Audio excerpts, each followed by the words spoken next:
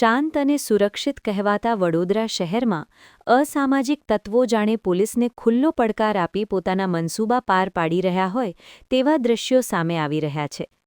હાલ તો વાહન ચોરીનો વધુ એક બનાવ સામે આવ્યો છે, જેમાં ચોરીની સમગ્ર ઘટના સીસીટીવી કેમેરામાં કેદ થઈ ગઈ છે. વડોદરા શહેરના આજવા ચોકડી વિસ્તારમાં આવેલ કાના હાઇટ્સની નીચે આવેલા બ્લોકેટ સ્ટોરમાં ડિલિવરી બોય તરીકે કામ કરતા એક યુવકે પોતાની એક્ટિવા પાર્કિંગમાં મૂકી હતી. તે દરમિયાન અજાણ્યો વાહનચોર આવી એક્ટિવા ચોરીને ફરાર થઈ ગયો હતો. સમગ્ર ઘટના ત્યાં લાગેલા સીસીટીવી કેમેરામાં સ્પષ્ટ રીતે જોવા મળી રહી છે. મળતી પ્રાથમિક માહિતી મુજબ વાહન માલિક દ્વારા આ બનાવ અંગે પોલીસમાં ફરિયાદ નોંધાવી કાયદેસરની કાર્યવાહી કરવાની તજવીજ હાથ ધરવામાં આવી છે.